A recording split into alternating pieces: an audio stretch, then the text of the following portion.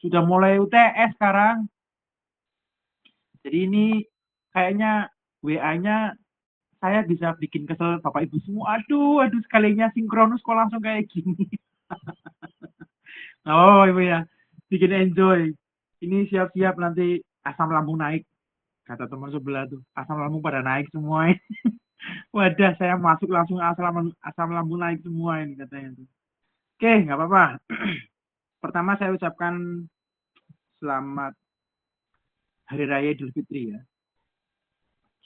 Sugeng Riyadi semuanya. Kalau barangkali saya banyak salah ya. Tapi kayaknya saya nggak punya salah Bapak Ibu. Karena kan kayaknya apa hubungan kita tuh hubungan profesional ya antara kita itu dan hubungan yang apa. Gitu ya. Selama Lebaran kita libur. Liburnya agak lama ini Bapak Ibu ya. Bener nggak? Liburnya agak lama Pak Teten. Ya Kalau Pak, gimana Pak? liburnya agak lama. Iya Pak, betul Pak. Jadi udah siap belum buat kuliah sinkronus kali ini? Siap Pak, Semuanya siap. siap, oke. Ada yang belum ditanyakan, ada yang masih bingung terkait materi yang sudah saya sampaikan sebelum kita ke UTS. Waduh, langsung nih, langsung tancap gas terkait teknik pengumpulan data, terus eh, jenis-jenis penelitian yang menjadi concern kita dan juga apalagi pendekatan penelitian sudah paham ya? Ada wawancara, ada kuesioner, paham ya Bapak Ibu? Enggak Pak, bilang aja nggak paham gitu. Biar nanti saya ada bahan buat nyemes Bapak Ibu semua itu. Anak kelas sebelah udah apa ya? Sudah mulai itu, sudah mulai. Semoga selesai kuliah ini, hari ini, sinkronus ini, membawa hadiah yang besar buat Bapak Ibu semua. Oke, kemarin Bapak Ibu sudah menentukan desain penelitian topik ya untuk kelas. Ada di situ ada komponen penting, ada tujuan penelitian, pertanyaan penelitian, sumber data, konteks penelitian, desain kualitatif seperti apa, kuantitatif seperti apa.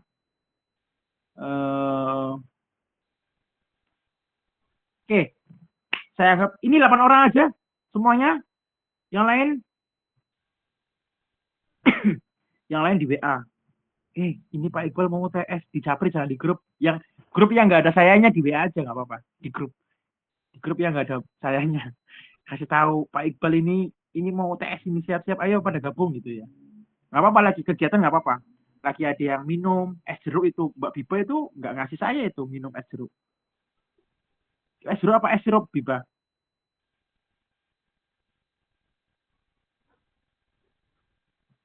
Biba oke on cam ya itu es jeruk apa es sirup itu enak itu siang-siang ya itu nggak ditawarin sama dosennya itu wah pelanggaran iya Pak es jeruk Pak wah seger oke terima kasih kita sekarang ke itu ya semoga kalian sehat semua. Oh iya sebelum ke sana, ini Mas Irfai, ini gimana ini HP-nya hilang?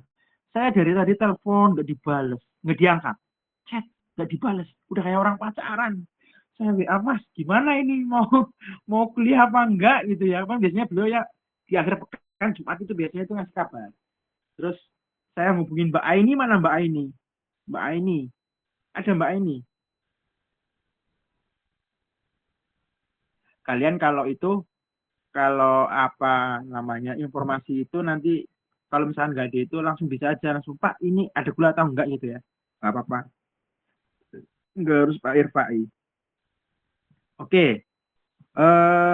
sebelum kita lanjut dari seluruh materi yang sudah saya uploadkan dan ada tugas-tugas yang kalian harus kerjakan ada yang belum paham atau tidak dari menentukan topik menentukan judul jenis penelitian teknik pengumpulan data apa yang belum paham apa sudah paham semua Jitna Naji bergabung. Oke. Oke, saya mau tanya kalau nggak ada yang mau jawab. Kalian lebih prefer ke penelitian kualitatif atau kuantitatif?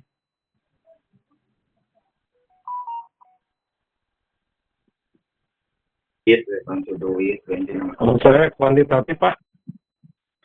Kuantitatif. Siapa yang bilang ini? Pak Teten. Ya, betul, Pak. Oke, kenapa? Kalau kuantitatif, yang saya rasakan itu dulu itu berbasis data. Jadi kita gampang untuk lebih enak menyebar kuesionernya, Pak.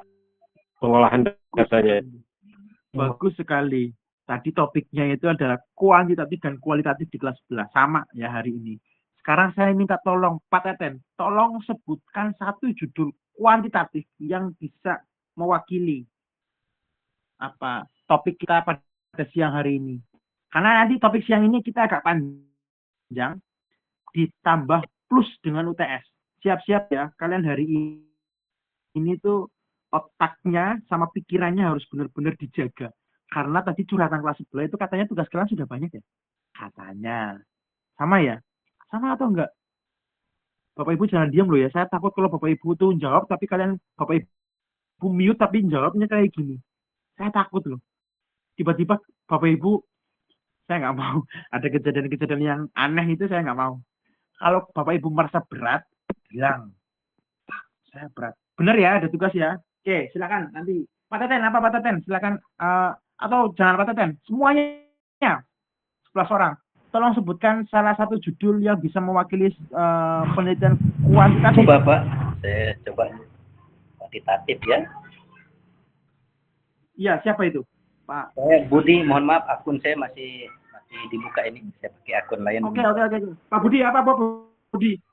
Kira-kira kalau kuantitatif penelitian berbasis penilaian lah ya, penilaian berbasis portofolio dalam meningkatkan prestasi belajar. Mungkin sekiranya itu. Apa ulangi judulnya ulangi. Penilaian berbasis portofolio dalam meningkatkan prestasi belajar. Oke. Kira-kira koefisiennya itu 1 atau kurang dari 1 ya itu? Atau masih bawah 0,75? Kayaknya masih tengah-tengah itu. Kayaknya koefisiennya masih 0,5 atau 0, berapa itu. Ya meskipun kuat cuman penilaian portofolio ya. Oke, ya bisa. Cuman artinya mungkin masih belum mendekati angka 1 ya. Penelitian kuantitatif itu akan bagus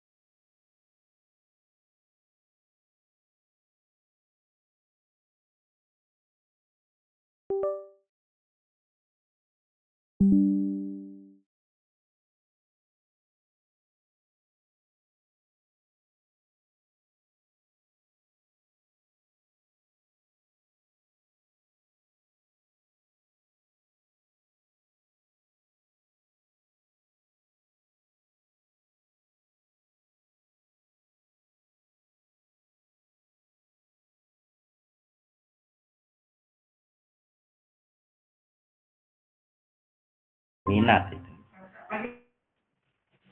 Mungkin Kalau ini nggak Pak, salah variabelnya pengaruh variabel X terhadap Y, Pak. Oke. Variabel Y-nya apa? Minat belajar, Pak. Variabel Y-nya. Variabel X-nya apa? pendidikan jarak jauh. Pendidikan jarak jauh. Oke. Benar Mbak Biba kayak gitu, Mbak Biba? Mbak Hasna? Mbak Sri? Mbak Sri?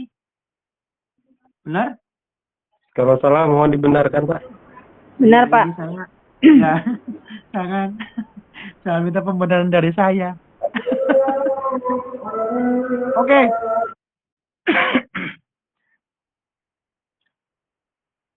Bisa seperti itu. Kalau apa yang disebut sebagai variabel X, Mbak Bulan tadi. Kalau tadi variabel X-nya itu adalah pengaruh, pendidikan jarak jauh ya. Variabel X-nya Ya, mungkin media yang digunakan seperti LMS, Zoom, seperti itu bukan? itu apanya itu? LMS Zoom itu apanya? LMS Zoom itu apanya, Mbak? Media yang digunakan untuk pembelajaran. Media yang digunakan untuk pembelajaran, iya tapi kurang tepat ya. Benar secara verbatim, secara orientasi teori itu benar. Cuman dalam penelitian itu belum masuk. Maksudnya kategorinya salah gitu maksud saya. Maaf ya. Yang lain? Ada yang bisa menambahkan? Variabel itu yang mempengaruhi ya. Oh, enggak, bukan. Bukan. Variabel X itu yang mempengaruhi ya.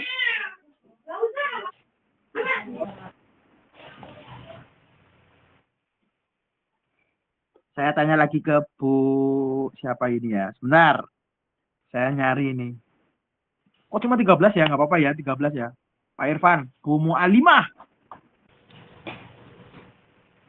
Bu Mu'alimah, apa itu variabel X? Variabel Pak Budi. yang mempengaruhi mungkin, Pak. Variabel yang mempengaruhi. Iya. Pak Budi, mau ada tambahan? Hampir sama, Bu. Hampir sama. Kalau variabel Y apa? Pak Toto? Variabelnya itu Akibat, Pak. Variabel akibat akibat. yang menjadi akibat, Pak. Oke. Kalau variabel X itu yang menjadi sebab. Oke. Ada yang mau melengkapi seluruh pertanyaan atau jawaban sebelum saya ambil alih? Coba satu statement yang official.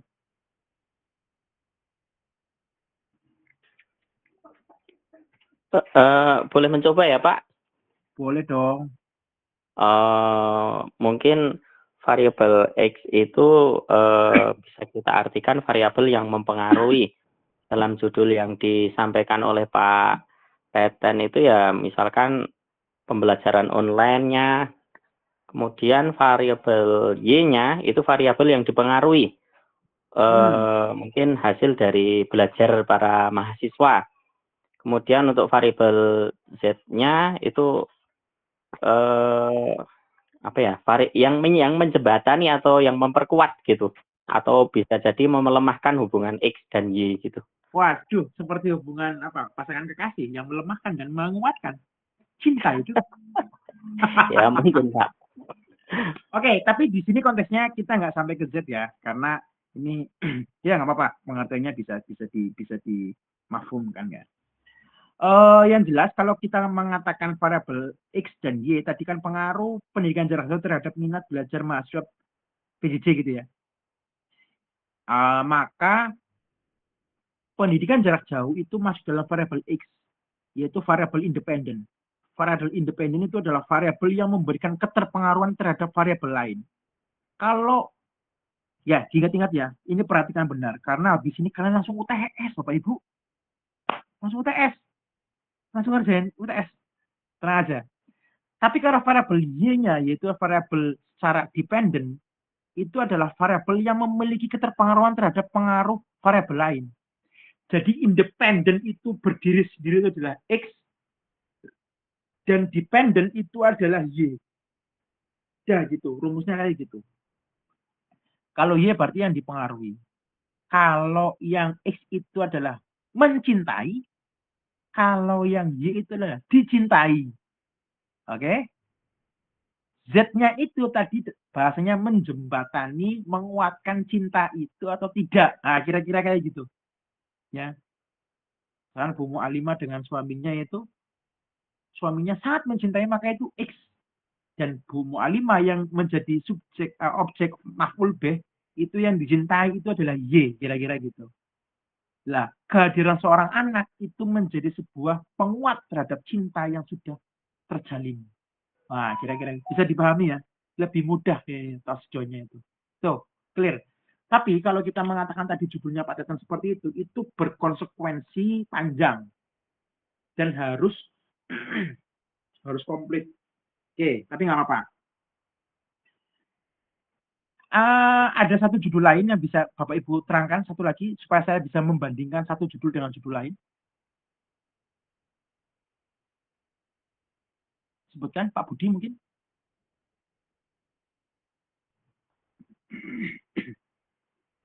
Oke. Izin Pak.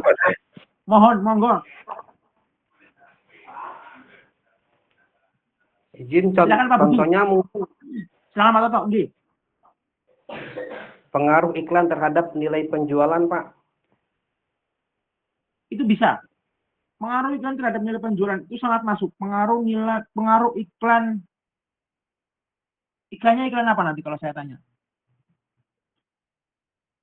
Iklan yang baleho kayak gitu atau iklan yang berjalan atau apa itu? Nah, ini dilanjutkan itu. Itu juga bisa terhadap pengaruh nilai penjualan. Oke.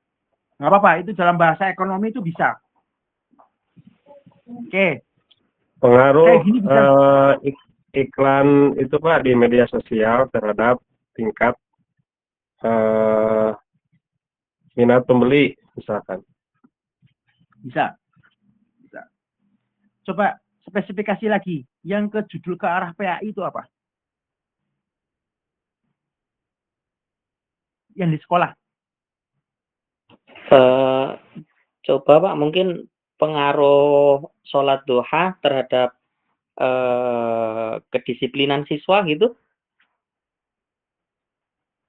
Bisa itu, bisa. Pengaruh sholat duha terhadap kedisiplinan siswa. Bisa. Cuma nanti pengaruh sholatnya itu nanti, karena ini spesifik ya, duha ya. Maka Iya. jangan duha ya. Kayaknya langsung nembak itu kayak gimana. Nanti itu jadi yang Jamaah lain. mungkin. Ya, jamaah. Jamaah. Pengaruh sholat jamaah. Ya, pengaruh sholat jamaah. Ya. Itu bisa. Oke, dapat ya. Pengaruh sholat berjamaah dalam meningkatkan kedisiplinan siswa di sekolah madrasah aliyah negeri 1 mana? Wonosobo misalkan. Itu bisa. Sekarang pertanyaannya adalah, tolong buatkan 10 indikator di variabel X. Nah, satu-satu. Ini ada 15 indikator. Ada 15 orang, maka satu-satu. Silakan dimulai dari siapa?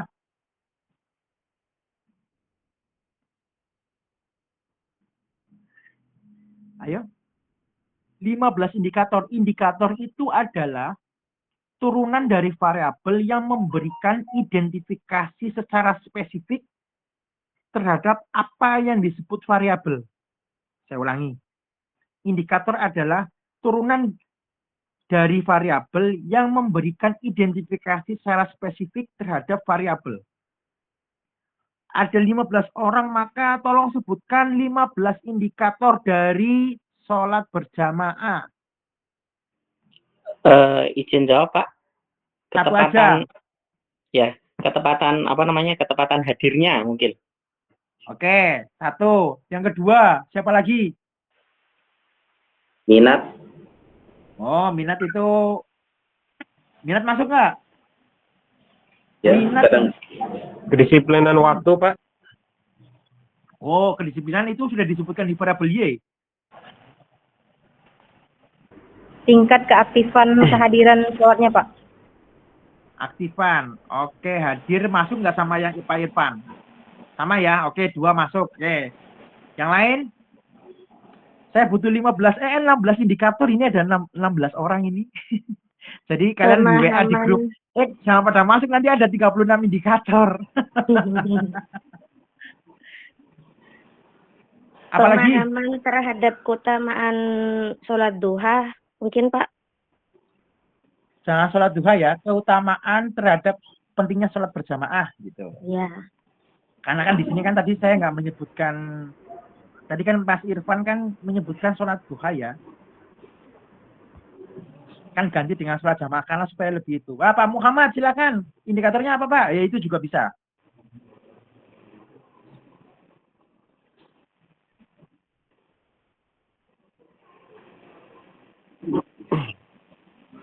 Itu sama kayak Mbak Sri. Oke, nggak apa-apa dihitung Saya, Pak. Nggak apa-apa. Saya, Pak. Berarti masih 2. Silakan. Mbak Tina Rohyanti, siapa ini? Silakan. Pak Jamaluddin. Saya, Pak. Jamaluddin, Pak. Siswa dapat berbaris dengan baik saat berjamaah. Softnya itu, Pak. Rapi gitu, Pak.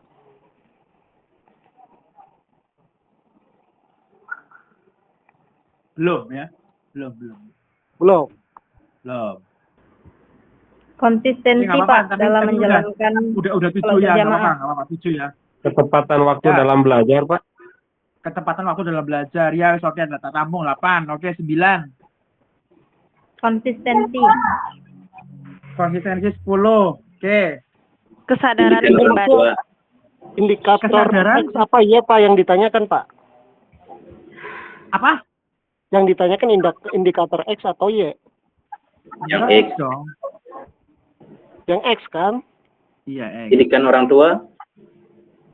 Oke, penilaian orang tua, oke, masuk. Terus apa lagi? Saya tamu semuanya, ada 17. cara sholat berjamaah yang benar. Pas sholat jemaah, oke, nggak apa-apa. Ya, masuk 11, 12. Kurang 5, ada 17 orang. Kesadaran pribadi untuk menjaga sholat berjamaah. Oke, 13. Menjaga kebersihan diri dan pakaian saat mengikuti sholat berjamaah. Oke, 14. Menjaga kebersihan, oke. Sosial dengan jamaah lain. Gimana? Taat pada imam. Lihat pada iman. Maaf, Mas Bu. Paep, apa tadi Paep? Mas Bu, saya Pak, aduh. Kepatuhan Mas Bu, terhadap oh iya, Mas Bu. pemimpin, Pak. Pemimpin. Oke, udah cukup ya. Dari 17 jawaban, Bu Lutfia mau nambahi, Mbak Tine baru bergabung. Mbak Tine, Iya, Pak, maaf, saya nggak tahu ada link, ada Zoom Meet sekarang. oke.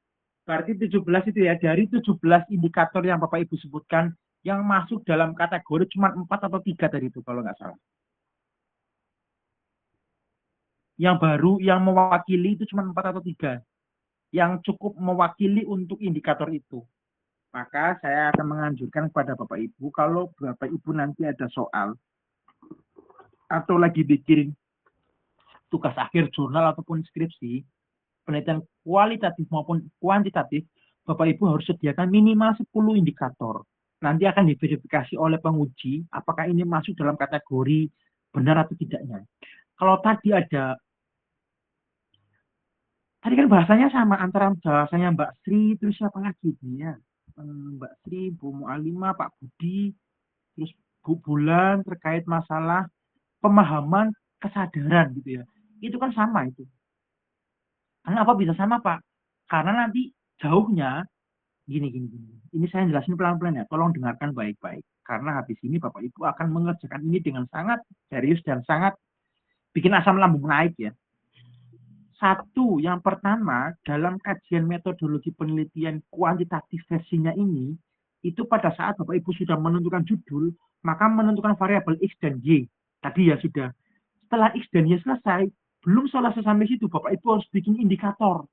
Indikator itu apa tadi? Indikator itu adalah turunan dari variabel yang secara identifikasi spesifik itu mengarah terhadap apa yang disebut sebagai variabel X atau Y itu sendiri. Contoh tadi, pengaruh sholat berjamaah dalam meningkatkan kedisiplinan siswa di SMA X. Pengaruh sholat berjamaah itu maka turunan indikatornya. Kenapa ada sholat berjamaah? Yang satu, pasti ada pemahaman tentang sholat berjamaah itu seperti apa keutamaannya. Yang kedua, kesadaran. Yang ketiga itu melatih ketepatan waktu tadi itu. Itu yang tiga itu masuk, yang lain nggak masuk semua. Ini bukan berarti saya menafikan jawaban Bapak Ibu ya, enggak. Kalau ada 18 indikator yang diambil cuma 3, maka itu masih belum bisa mewakili. Padahal dalam sebuah penelitian kuantitatif, minimal harus adanya 10 indikator dalam satu variabel. Karena apa? Dari 10 indikator itu akan dijadikan sebagai one direct question and one statement official in our survey. Dari 10 indikator itu, Bapak Ibu, itu akan diturunkan menjadi 10 pertanyaan. Itu baru variabel X. Kalau variabel Y tadi adalah kedisiplinan siswa, maka harus ada 10 indikator dan 10 pertanyaan. Maka total kuesioner yang akan dibagikan, totalnya itu adalah 20 pertanyaan dari satu judul itu. Kenapa tadi saya minta? Bahkan saya itu gini, pengalaman saya waktu saya masih menjadi mahasiswa S1, saya itu diuji untuk menguji satu variabel, dibikinkan 25 pertanyaan atau bahkan 30 pertanyaan. Maaf, 30 indikator yang mengacu pada 30 pertanyaan. Kenapa? Pada saat kita 30 pertanyaan itu, 30 indikator itu kita sebutkan semuanya, nanti akan diuji apakah ini indikator ini sesuai atau tidak. Ini sesuai atau tidak. Ini sesuai atau tidak. Pada saat 30 saya bikin indikator, hanya 10 yang layak uji. Gimana Pak layak ujinya nanti? Bapak Ibu harus mengenal yang namanya sebuah makhluk astral. Dia nggak kelihatan kasat mata, seperti hantu, seperti jin. Namanya SPSS. Ya, sekali lagi Bapak Ibu harus familiar. Ini makhluk astral Pak Muhammad, jadi minta tolong doanya untuk diusir dari naungan yang enggak. Ya Pak Toto ya, ini biar nggak terlalu serius ya Pak Khairul. Artinya gini, 10 pertanyaan itu akan diuji nanti di SPSS. Apakah ini relevan atau tidak? Ini melalui uji validasinya pas atau tidak? Kita belum sampai situ emang. Kita sekarang lagi bikin komponen-komponen dasar supaya survei itu tercipta. Ya, berarti yang layak baru 3 atau 4 ya dari 18 atau 17 statement tadi Bapak Ibu. Dari pertanyaan itu kita bikin dari indikator itu kita bikin pertanyaan. 1. Kayak gini pertanyaannya, ini perhatikan ya, nanti Bapak Ibu bikin. 1, kan tadi tentang pemahaman tentang keutamaan sholat berjamaah. Pertanyaan kayak gini, apakah saudara, garis miring, siswi SMA ini mengetahui keutamaan sholat berjamaah? Jawabannya, ya atau tidak. Oke, itu yang disebut sebagai, saya ulangi, one direct question. Oke, saya ulangi. Apakah saudara itu nanti ke siswa ya, ke stakeholder ya, stakeholder sekolahan atau instansi atau lembaga ya, atau company ya, mengetahui tentang keutamaan sholat berjamaah? 1, A, ya, B, tidak. Ini kuantitatif. Atau bisa jadi pertanyaan itu berupa pernyataan. Kayak gini. Saudara memahami sholat berjamaah, ini ya, sholat berjamaah memiliki keutamaan daripada sholat munfarid. Oke, nanti jawabannya A, sangat setuju, B, setuju, C, cukup, D, tidak setuju, E, sangat tidak setuju. Itu juga bisa. nanti mereka yang menilai. Itu baru satu pertanyaan dan satu indikator dari satu variabel. Bisa dipahami Bapak Ibu? Ada yang mau tanya sebelum saya lanjut?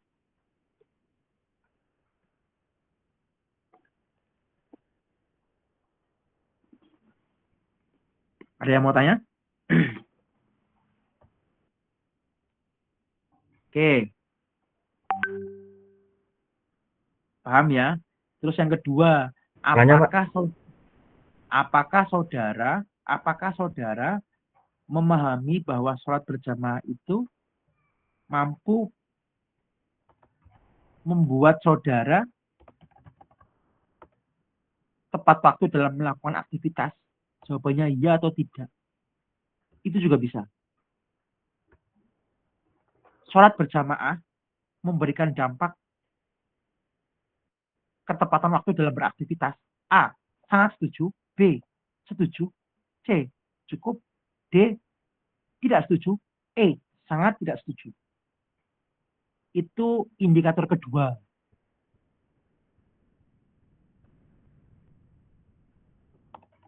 Tiga pertanyaan lagi. Apakah sholat berjamaah itu dapat menyadarkan saudara dalam melakukan ibadah sholat? Ya atau tidak? Jawabannya kayak gitu. Seperti yang dikatakan Pak Teten. Dia tepat, objektif, korelatif.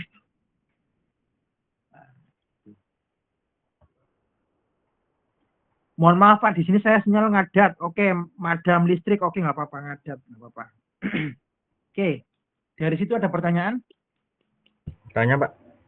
Ya, silakan Pak Heru. Untuk jawaban ya tidak dengan apa? Yang setuju, tidak setuju itu efektif mana, Pak? Pertanyaannya bagus ini, pertanyaan efektif mana? Gini, dua hal untuk menentukan dalam kuesioner itu dia memiliki kesamaan derajat. Jadi lebih baik mana? Kalau misalkan untuk bersifat knowledge, pengetahuan ya. Tadi kan pengetahuan pemahaman ya.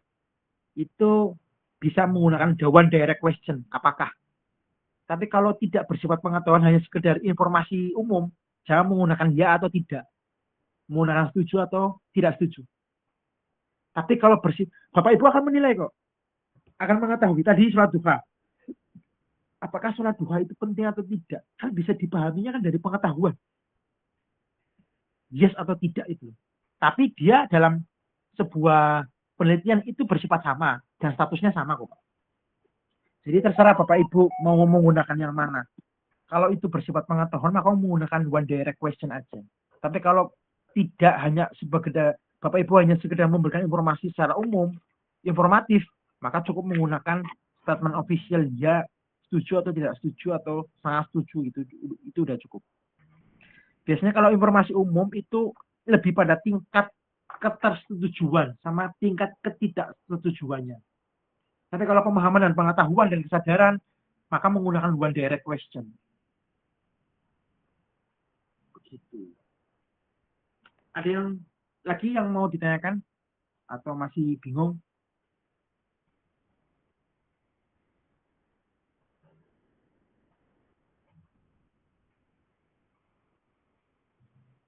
Untuk menguji validitas dan reliabilitasnya gimana Pak? Untuk menguji validitas datanya, misalkan kita sudah menyebar kuesioner ke ke objek penelitian kita. Nah, itu kita misalkan udah dapat nih datanya dari setiap objek yang kita sebar. Itu kan misalkan tadi pertanyaannya apakah Anda atau siswa apakah sholat duha atau sholat berjamaah bagi Anda atau siswa itu sangat berpengaruh terhadap ketepatan waktu atau kedisiplinan belajar. misalkan setuju, sangat setuju, setuju, tidak setuju, atau sangat tidak setuju. Itu kita kasih nilai misalkan 5, 4, 3, 1, 5, 4, 3, 2 misalkan. Nah itu semuanya udah kita dapat Pak. Terusnya cara cara menguji validitas datanya itu seperti apa gitu Pak? Bagus sekali. Cara menguji validitas datanya itu menggunakan makhluk gaib yang disebut SPSS. Gini, kalau misalkan gini, kan nanti kita akan menguji antara variabel X dan Y. Maka nanti akan kita kawinkan antara seluruh pertanyaan dari masing-masing indikator itu dengan indikator yang lain. Contoh, dalam SPSS, ini saya langsung terusan ya. Dalam SPSS itu, tadi ada 5 indikator, 10 indikator dari pengaruh sholat berjamaah itu ada 10 indikator. Q1 sampai Q10. Dan Y-nya itu ada Q1 sampai Q10. Q2 sampai Y1 sampai Y10. Maka yang untuk menentukan hubungan ada atau tidaknya kan kayak gitu kan validasinya tuh. Yaitu pertanyaan 1 dikorelasikan dengan pertanyaan kedua. Itu nyambung atau tidak. Paham ya, Mas? Jadi di SPSS itu ada untuk menyambungkan antara apakah ini X1.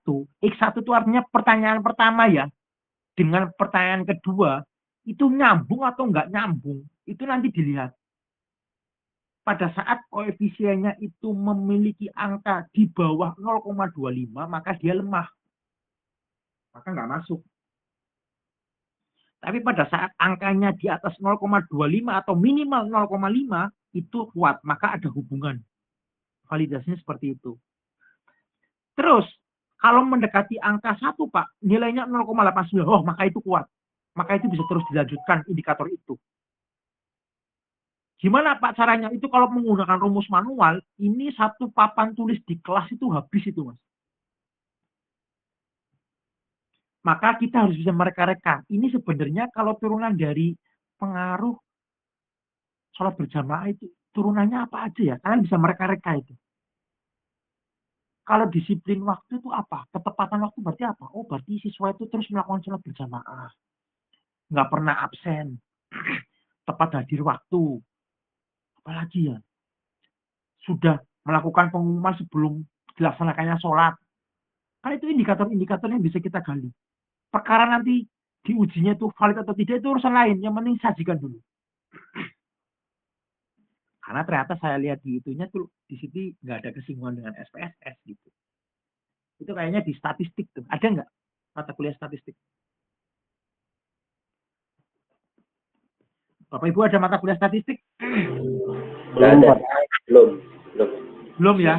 Belum. Nah, kalau ada statistik nanti masuknya ke situ. Saya lihat di kurikulum secara besarnya itu kalau SPSS itu masuknya ke statistik, Mas.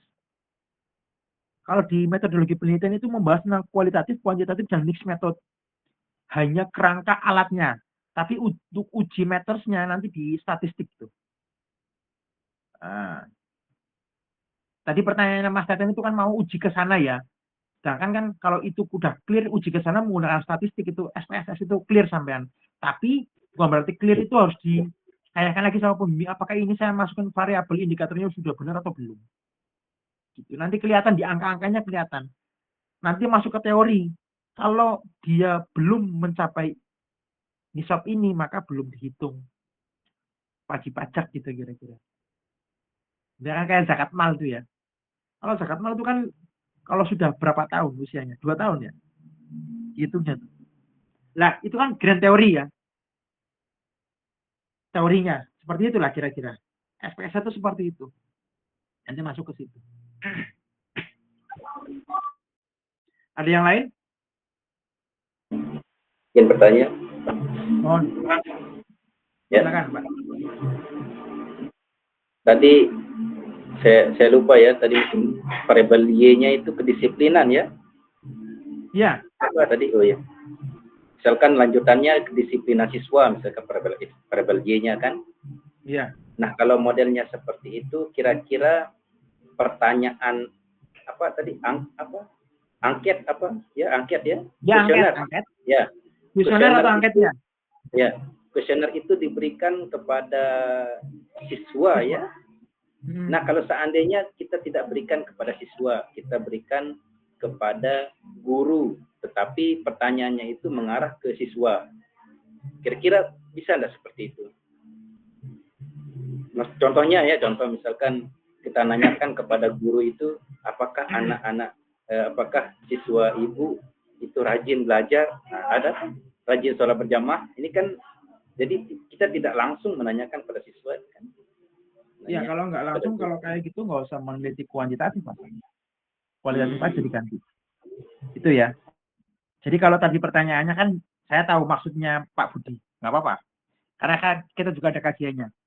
Kalau misalkan Pak Budi mau memberikan, gini, mau mengetahui informasi lain, kira-kira kan kayak gitu yang mau ditanyakan. Itu nanti masuknya ke mix method. Misalkan meskipun nanti judulnya itu adalah judul kuantitatif, terus menanyakan informasi lain, sebagai informasi tambahan yang menguatkan, yaitu berupa guru atau waka kurikulum, maka itu masuk ke mix metode. Karena apa? Jenengan pada saat tanya itu kan random sampling. Masuknya tuh. Sasarannya itu kan random sampling. Sehingga itu masuk ke mix metode, yaitu kualitatif sama kuantitatif. Mau bertanya, bener nggak sih anak-anak ini tuh kayak gini? Kan kayak gitu. Sedangkan kan kita nggak bisa ngukur pakai angka ini nanti. Sedangkan yang disebut angka dalam penelitian itu kan hanya kuantitatif. Kalau jenengan Pak Budi melakukan itu kepada guru, maka hanya deskripsi. Kecuali kalau sasaran objektivitasnya itu adalah guru. Maka judulnya bukan sholat jamaah, tapi seberapa jauh atau seberapa pengaruh kurikulum K13 dalam implementasi guru, strategi guru dalam ini misalkan. Sasarannya jelas. Jadi kalau penelitian kuantitatif itu sesuai dengan sasaran objeknya. Kalau kita mau mengambil informasi dari luar itu konteksnya hanya tambahan dalam deskripsi aja. Gitu. Dia tidak berhak masuk dalam kategori penilaian data secara real, dia nggak masuk. Tapi kalau hanya sekedar nambah narasi dalam latar belakang, oke. Tapi kalau dalam hasil temuan, itu tidak boleh. Ya saya tegaskan lagi ya, diingat-ingat ya. Kalau Bapak Ibu akhirnya mewawancarai, mengangket kepala sekolah, waka kurikulum, kepala TU, tata usaha, dan bahkan guru mapel atau guru kelasnya, ditambah sebagai informasi tambahan, itu tidak masuk dalam hasil temuan penelitian yang berupa angka. Dalam SPSS, dia hanya berlaku sebagai tambahan informasi pada latar belakang. Selebihnya tidak. Jangan dimasukkan, karena itu salah. Lupa kok nyalain iya daripada blunder, itu salah. Gitu. Itu tidak masuk, Mas. Saya tahu maksudnya tuh, supaya ini lebih menguatkan aja jawaban hasil temuan kan kira-kira kayak gitu. Tapi itu nggak masuk. Karena nanti yang kita input itu namanya siapa? Namanya Rofikoh misalkan. Kelas 9 atau kelas 8, perempuan. Mengisi 20 jawaban, 20 pertanyaan dengan jawaban yang berbeda-beda. Itu yang kita masukkan, kita enter dalam data statistik itu. Contoh, dalam satu sekolah itu jenengan mau nyempel 100 orang. Berapa orang yang disurvei? Ada 56 perempuan, 44 laki-laki. Ya kan? Kan kayak gitu. Nanti bahasanya di deskripsinya itu. 50 laki-laki, 50 perempuan misalkan yang menjawab. Ya. Dengan usia sekian sampai sekian nanti dikombinasikan itu. Itu ada di SPSS. Nanti kalian butuhnya apa aja, frekuensinya apa aja, baik yang perempuan maupun laki-laki. Sekolah, pihak sekolah tidak masuk dalam kategori itu. Tidak sama sekali. Tidak ada ikut campurnya kepala sekolah. Kecuali kalau misalkan jenengan itu kualitatif. Saya rubah nanti itu pertanyaannya. Sasarannya itu ya benar sekolah dan kelas, tapi sekolah siswa itu hanya diambil sekian dan guru diambil sekian. Itu bisa. Kalau kualitatif bisa. Makanya itu perbandingan perbedaan antara kualitatif sama kuantitatif.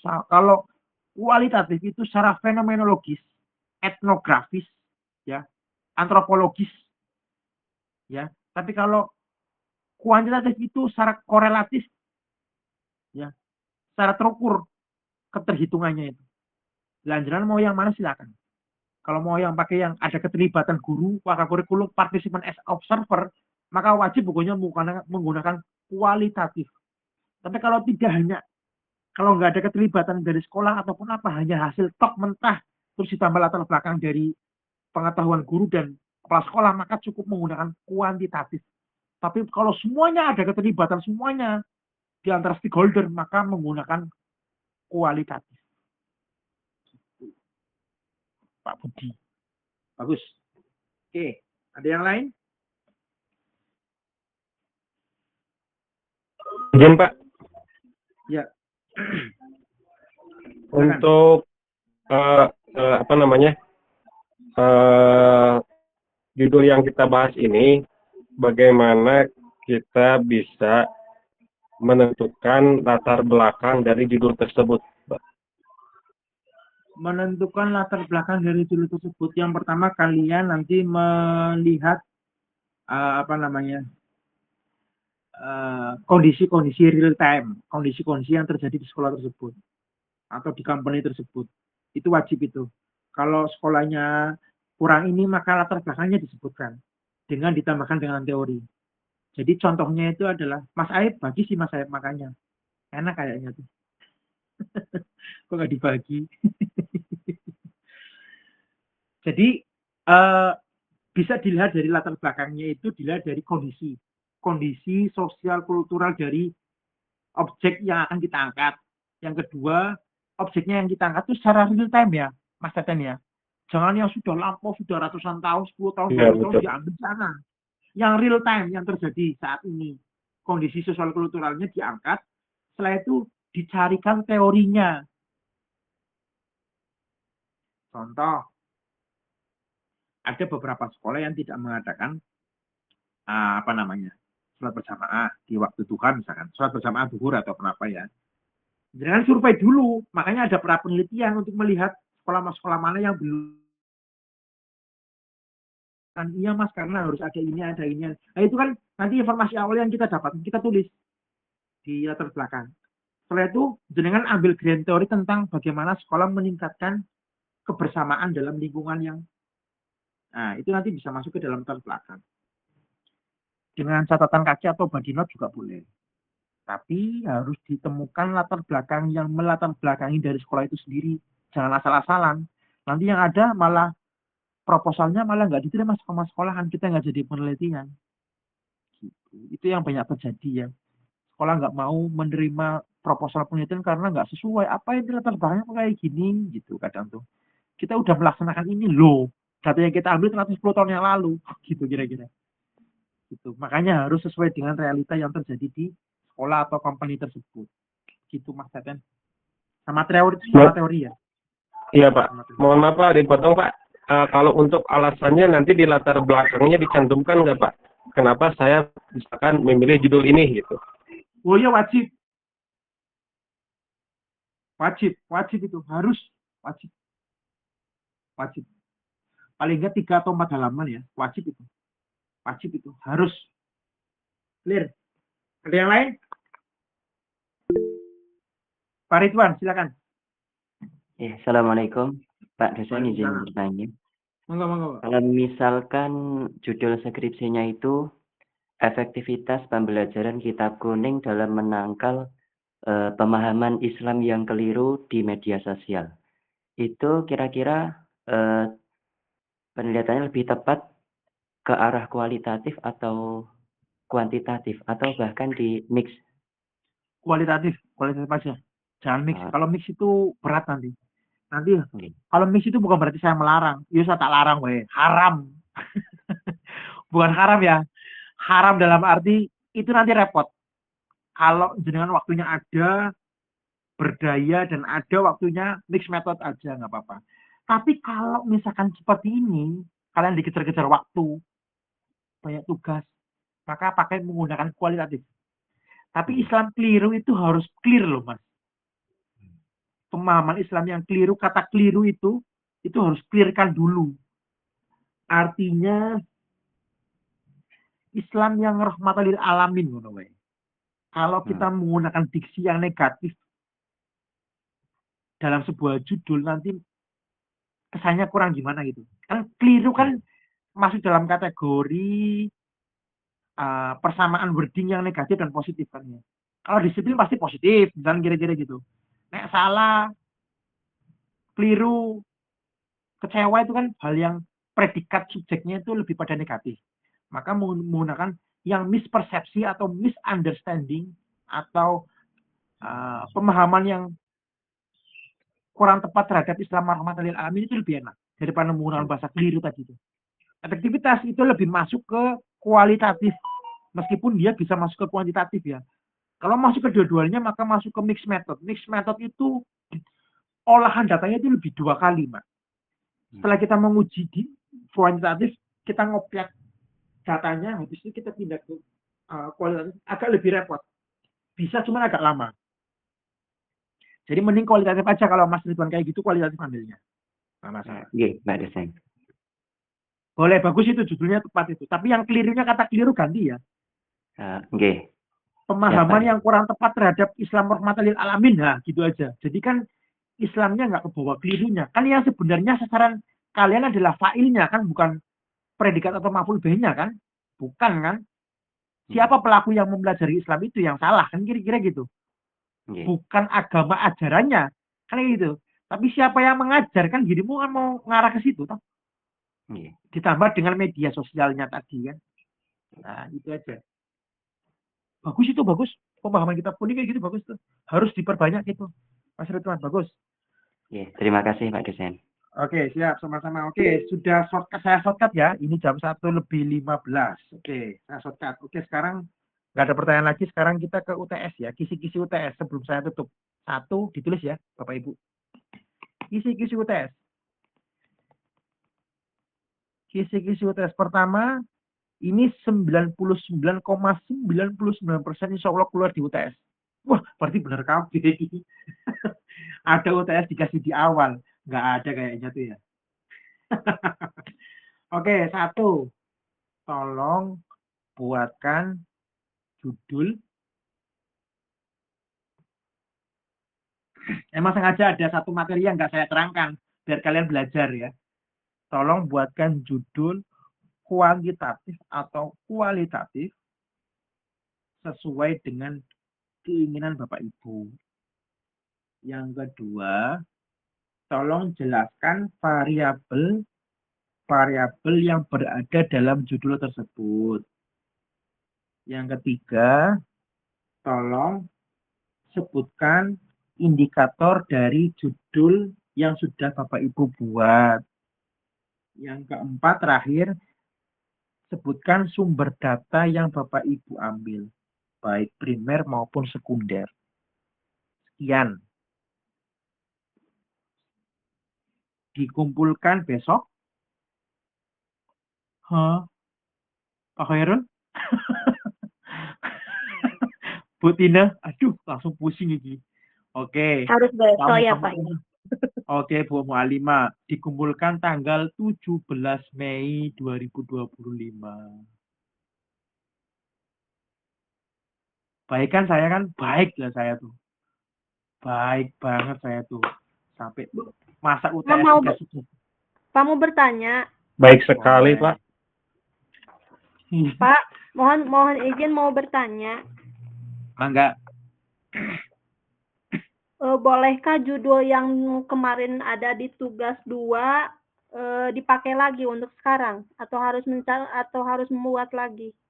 Itu kan baru judul, kan kalau judul nggak apa-apa, tapi kan nanti saya minta itu. Satu lagi, maaf. Ulangi lah ya judulnya ya. Lupa ini saya. 1, judul, buatkan judul sesuai dengan minatnya Bapak Ibu ya. Udah.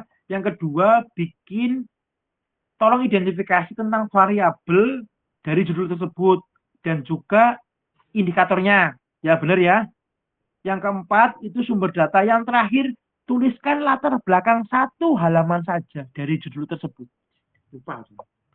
Ya 5. Kalau jawabannya saya, Bu Tina, boleh silakan. Tapi kan nanti kan identifikasi terhadap variabel sama indikatornya kan belum. Nggak apa-apa. Dikumpulkan tanggal 17 Mei. Karena kan katanya Bapak Ibu banyak tugas ya. Iya, Pak. Saya tuh Banyak sekali, Pak. Aduh. ya sekali ya. Saya tuh kemarin tuh yang paling rajin loh. Saya tuh sampai diprotes itu. Pak, ini tuh bukannya kita mau lebaran Pak ya? Kok masuk kuliah Pak? Itu saya nggak baca ide itu. Saya bodo amat. Saya BKP-nya rektor. Udah mau terus habis itu saya bilang gini, ya udah nggak apa-apa ikutin sesuai dengan surat. Saya ya emang belum baca edaran. Tapi ternyata pada saat Bapak Ibu masuk langsung katanya tugasnya gitu ya. Terus saya cuma bilang, ini salah sendiri kalau kayak gitu. Karena kan tugasnya kan numpuk Bapak Ibu tuh ya. Break. Karena gini, karena dosen juga dikejar-kejar juga, Mas. Sama laporan pribadi dosennya yang harus diupload di aplikasi juga luar biasa banyaknya. Kalau saya sih nyantai, karena apa? Saya sesuai dengan jadwal kok. Jadi aman. Makanya ini, Pak, kelas sebelah, Pak, ini. Ya udah, saya juga samakan sama kelas ini.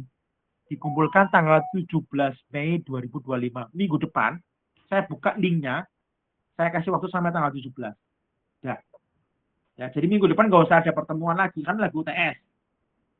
UTS-nya kan minggu depan ya. Soalnya diajukan sebelum UTS. Dan dikumpulkan setelah UTS. Wah, kurang apik apa juga. Terima kasih, Pak. So, dicari juga nggak ada, Mas. Alhamdulillah, baik sekali, Pak. Ya, jadi saya mohon tolong dikerjakan. Ini soal UTS-nya kurang lebih sama seperti itu. Bahkan saya hampir katakan sama itu soalnya kayak gitu. Terus nanti Bapak Ibu mengumpulkan setelah UTS tanggal 17 Mei itu. Kan jadi minggu depan kan UTS, jadi free kosong. Minggu depan sinkronus dia asinkronus, nanti kalian tetap mengumpulkan tugas batas akhirnya tanggal itu. Sebelum tanggal itu gimana Pak? Boleh dikumpulkan. Tapi saya belum buka linknya. Jadi kalian nggak bisa kumpulin saat ini. Tapi soal sudah saya kasihkan ke kalian. Ya. Jadi mohon jangan ada yang keteliset atau yang ketinggalan. Begitu ya Bapak Ibu ya. Itu udah nggak usah ada pertanyaan lagi. Selesai ya. Saya tuh dari jam 9:30 Bapak Ibu. Ini saya mau lanjut sampai 2 kelas lagi. Ya, sampai sore. Oke, begitu ya. Terima kasih buat pertemuan siang hari ini. Ya, saya selalu semuanya. Di screenshot dulu. Saya minta tolong. Mohon maaf, Pak. Pak, izin, Pak. Ya. Untuk itu soal UTS, barusan sumbernya itu nggak ada minimal atau maksimal gitu, Pak? Sumber Berapa data? sumber? Ya. Ada. 2 boleh. Ya, jangan 1 lah. Ya, pantasnya lah. Masa 1, 2. Sumber datanya 1, 2, 3. Aduh, ya janganlah. Sumber data primernya mana, sekundernya mana. Gitu ya. Ya, jangan 1 lah. Ya, minimal 3 lah. Minimal 3 ya. Karena tuh saya tuh kadang bingung, Mas, Bapak Ibu. Kalau ditanya kayak gitu ya, kata di kelas sebelah tuh, Pak, ininya harus berapa kata? Oh, tak bikin 3.500, 5.000 word. Bingung nanti. Sayanya udah cukup 1 halaman, gitu ya. Terus nanti yang sumber data nanti 3 halaman, 3 cukup lah. Minimal 3 nggak apa-apa. Yang penting tahun kekinian ya. Ini 10 tahun terakhir atau 5 tahun terakhir. Gitu ya. Ada lagi? Cukup, Pak. Cukup. Oke, terima kasih buat siang hari ini. Di screenshot dulu. Ada yang pakai laptop? Pak Ridwan? Kayaknya pakai laptop. Gua buatan pakai laptop, Pak. Oke. Siapa yang pakai laptop? Mbak Tina? Iya, Yang Pak. bisa screenshot. Oke, screenshot ya. Yuk, action dulu. On cam semuanya. Mbak Sri. Pak Aib aja. Oke, Pak Aib, boleh silakan. Siap. Pak Aib. Ya, siap. 1, 2, salah. 1, 2, 3. Oke, sip. Oke, terima kasih buat hari ini ya semuanya. Pak Ridwan, Pak Budi, Pak Aib, Pak Teten, Bu Tina, Bu Mu'alimah, Mbak Sri, Bu Rohmatul, Pak Muhammad, Pak Hirul, Pak Toto, Bu Lutfiah, Pak Irfan. Nah, Pak Irfan, Mbak Bulan. Terima kasih semuanya. Makasih. Marilah kita akhiri pembelajaran pada siang hari ini dan baca Alhamdulillah bersama-sama. Alhamdulillah. Terima kasih. Sampai ketemu 2 minggu lagi ya di asinkronus dengan materi-materi selanjutnya. Tapi kayaknya materinya agak ringan-ringan lah. Tapi nanti yang mau UTS insya Allah agak berat UASnya. UTS silahkan dikerjakan. Nanti saya buka linknya, bisa dikerjakan bersama-sama dan berdiskusi bersama-sama. Terima kasih. Saya akhiri wabillahi taufiq wal hidayah. Assalamualaikum warahmatullahi wabarakatuh. Waalaikumsalam warahmatullahi wabarakatuh. Terima kasih, Terima kasih, Pak. Terima kasih, Pak Dosen. Terima kasih, Pak. Terima kasih, Pak.